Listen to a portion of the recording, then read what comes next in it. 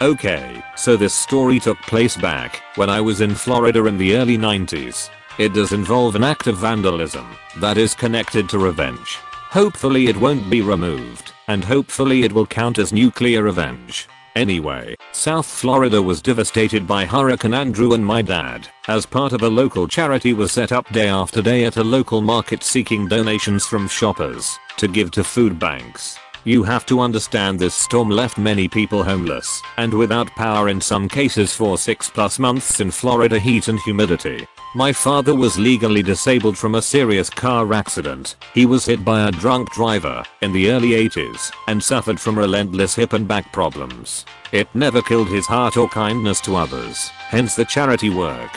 One day he was about to pull into the disabled space at the local market to go buy a few items to donate to the hurricane charity. Right before he is about to pull in, this lady pulls into the space in this shiny red Porsche. My dad parks behind her and says, "Excuse me ma'am, I was about to pull in there," and also points to his disabled placard in the window. She says to him, "PFFT, you don't look disabled," and proceeded to walk into the store. For anyone who has a relative who uses a disabled space, you know the frustration of this situation and the anger one feels. My dad, seemingly unfazed, waits until she goes into the store and then gets out and snips the valve stems on all 4 tires, flattening but not destroying all of them. He then pulls into another space not far away and just waits. About 15 minutes later the lady comes out and is shrieking about her car being vandalized. My dad is far enough away so she can't see him, but he can hear everything. She calls the police. Big mistake. She files a report for vandalism and the police give her a ticket for being parked in the disabled space with no placard. About $250 at the time. The cops leave and she calls a tow truck. As the car is being loaded onto the truck, my dad pulls up and says to her, "You don't look disabled, but your car sure is," and then drives off. My dad could be a nice guy and pure savage when he needed to be. This story isn't long, but requires a tad bit of setup. When I was little I lived out in the middle of nowhere and was often over at my mom's friend's house where her kids babysat me when I was about 4 to 10. The kids were boy, 5 years older than me, and girl, 3 years older.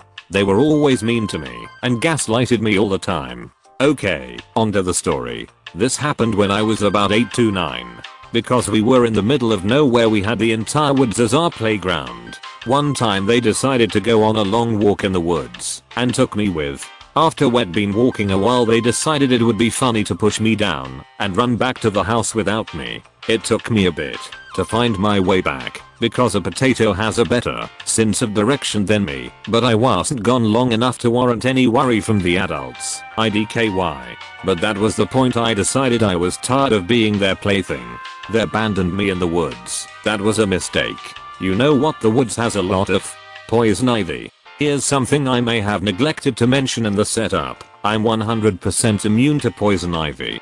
To me it's just a regular old plant. 9-year-old me knew this. I also knew that they weren't blessed with this. For those who don't know, poison ivy also grows as a vine that clings to trees and can grow quite thick, about 1/4 inch. I used a stick to pry a decent sized vine from a tree. They cling very well. When I got back to the house I set my WMD aside and told them I found something cool and to come outside. I lured them just far enough away from the house and set my plan into motion. I started wailing them with it until they ran away. They didn't realize it was poison ivy until the rash set in.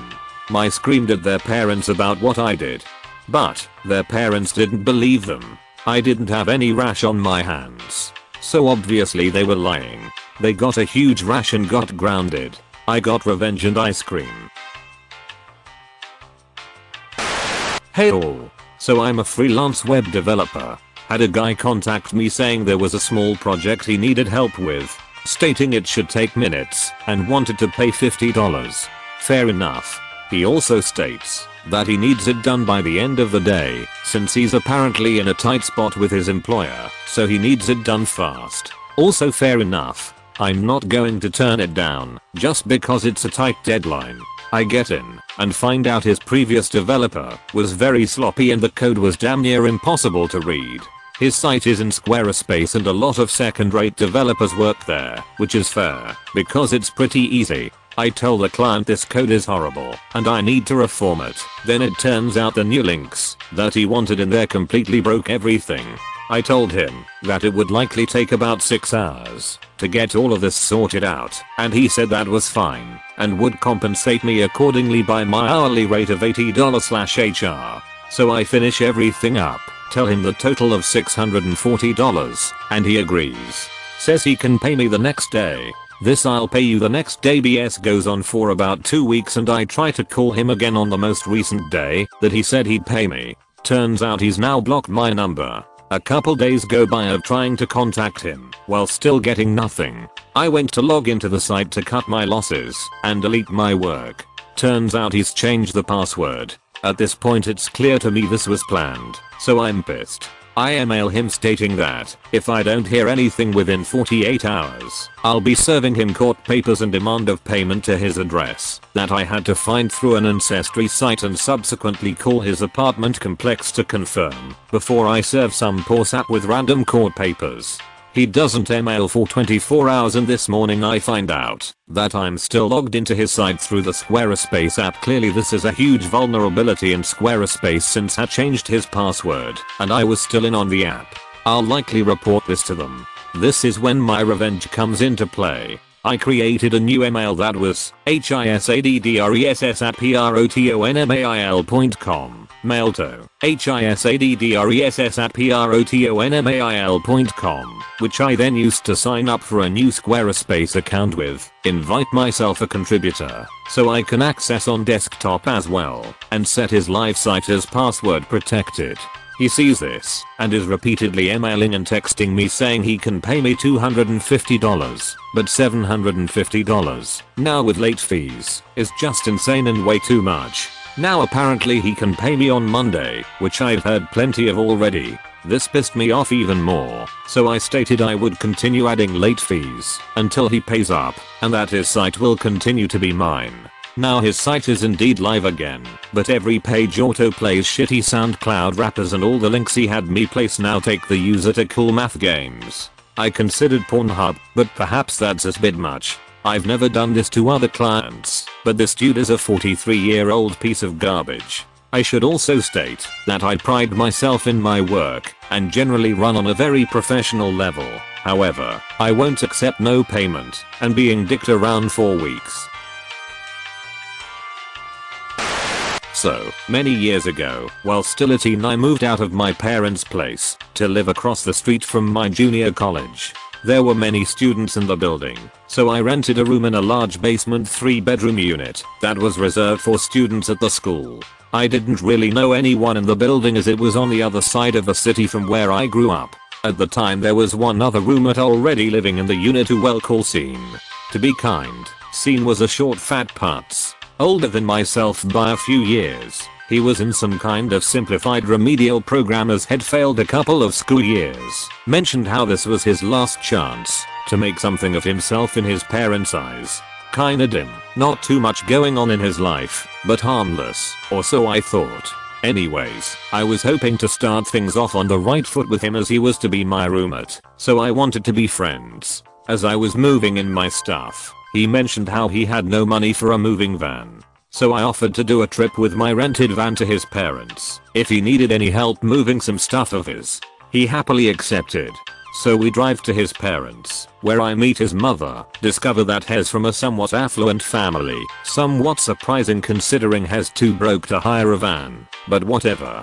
Couple days later I meet his nice girlfriend who lived up the hill from our apartment. Translation: she was extremely affluent. This girlfriend would dote on him, visiting him a lot at our place, to the point where she would regularly hand deliver him delicious meals that had been prepared at her house. This will be important later. Anyways, it slowly becomes apparent that this unassuming guy has a dishonest streak. While moving my stuff in, it mentioned that I had a spare waterbed. He immediately offered to buy it, so I moved it in myself. Set it up with the agreement he'd pay me a friend price, around $200 for a $700 bed. Weeks pass, and he keeps giving me excuses about not paying whenever the subject comes up. He then started to randomly shift the narrative to a story about how his wealthy parents can pay for us to get a great condo in a new development just up the street. I remember wondering why his parents would make such an offer despite the fact we've just moved into our current apt. The story didn't make sense. Nevertheless, he constantly tried to set up some visit with me, get me involved. I wasn't really interested in moving again at that point, so I never really pursued it. I learned later that this was not only a lie, but a typical ploy of his. Anyways, as I had just moved out of my old neighborhood, I hadn't opened up a new bank account. This was before internet banking in this new part of town. So I was keeping my money, couple hundred, hidden in my room until I set up an account nearby. I was only loosely keeping track of this money and barely noticed how my money was going a little quickly until one day I go to get my last $40 and it's gone. Unfortunately, by this point a third roommate had moved into our flat, a cool hippie dude from Maritimes. So although I was convinced it was Sean that had robbed me, I wasn't 100% sure. To resolve things as amicably as possible, I decided to give him a chance to come clean. So one night I asked him point blank, fairly casually, if he'd taken my money as it noticed a small amount was missing. I'll never forget his reaction. He immediately stiffened, his eyes glazed over, and he blurted out I didn't take anything. It wasn't me, and just stared at me. I was shocked. He didn't just look guilty, his reaction had such a rehearsed quality. I could tell he'd been accused of similar things many times before. I tried my best to be calm, smile and act as if I believed him, but inside I was livid. I couldn't stop thinking about how this guy was trying to play me like a fool. I realized that, although I knew it was him, I couldn't do anything about it as I had no proof. By this point I felt sick to be living in the same space as this guy. I realized to get out of this situation and to deal with this jerk appropriately, I would have to lay a trap. To make sure he didn't suspect anything, the next day I was all smiles. Playing dumb, I exclaimed loudly how I hope I don't lose my money again. I just got paid and leave the apartment. Before I left, I made sure to leave my video camera filming my room. This was so long ago, it was a huge ass VHS tape camera that I had to hide on my bed under pillows. Shit, but it still worked like a charm. I came back, replayed the tape, and 16 minutes in I see that motherfucker going through my shit. I tell you, I went cold as ice seeing Sean casually rifle through my things.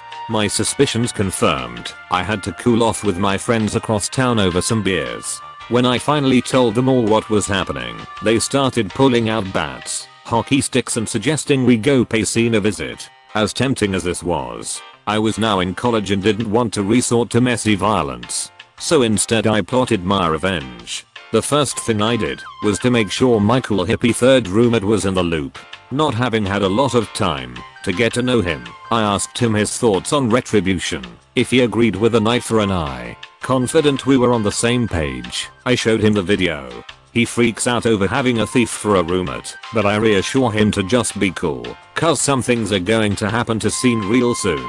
Then I went to stay at my parents' house and waited until that Thursday. You see, Sean liked to talk a lot. Turns out his rich parents had actually kicked him out of the house. The fact he'd actually found an apartment, gone back to school, was a big success for him. On Thursday he'd be out of the apartment as his parents were having a big congratulatory dinner for him at their place. So I waited until I knew the dinner was underway, then called his house to speak to his mother. Crazy thing is, both his sister pick up the phone at the same time. So while his sister goes to get his mum on the line, he's asking me loudly why are you calling my mother, repeatedly. His mother gets on, and while Sean screaming at his mother to hang up, I calmly state I'm sorry to disturb you, but I have reason to believe your son has stolen from me. Suddenly, there's dead silence. After almost a minute, she replies take it up with Sean and just hangs up. WTF. I don't know what reaction I expected, but it wasn't that. Anyways, now with just Sean on the line, I tell him the jig is up. I have him on tape and I want my money back. His replies you have nothing on me, fuck you. At this point I realize, he's right. Ed really only filmed him rifling through my stuff. If I went to the police, the charges wouldn't stick and there was a good chance he knew it. So by this point I'd tried very hard to be reasonable about things.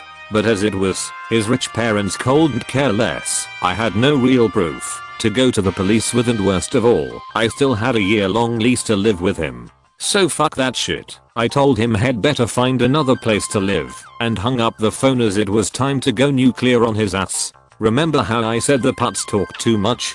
Turns out he'd bragged about how he'd faked his credentials for the apt. Landlord had never checked. So first step was to drive with my folks to the landlord's office and tell them to evict him for theft immediately. When they start telling me crap like we'll have to take some time to review this matter, I immediately threaten a lawsuit over how liable as I can prove they never did the prescribed background check.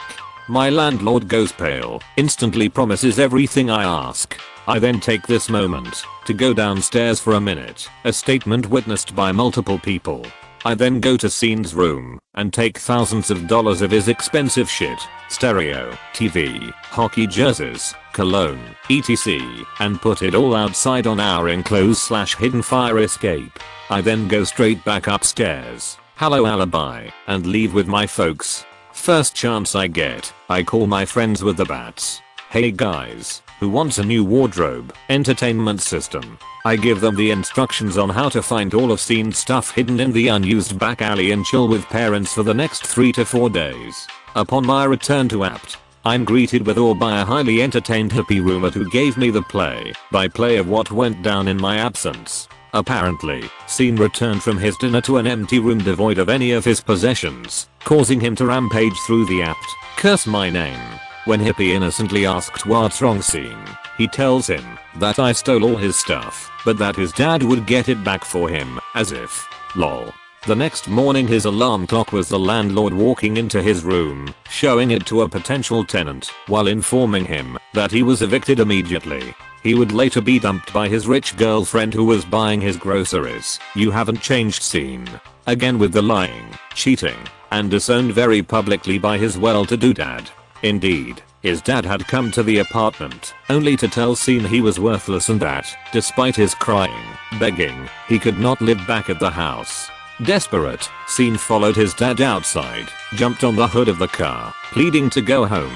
The dad had to drive to a nearby police station to have him removed. Last thing I heard he was broke, dropped out of school, dumped by GF, and camping in a friend's backyard in a tent in Canada in November. If you enjoyed the stories, slap the like and subscribe button for more of them, and don't forget to support the original writers with an upvote. Links are in the description. Peace out, and catch you tomorrow.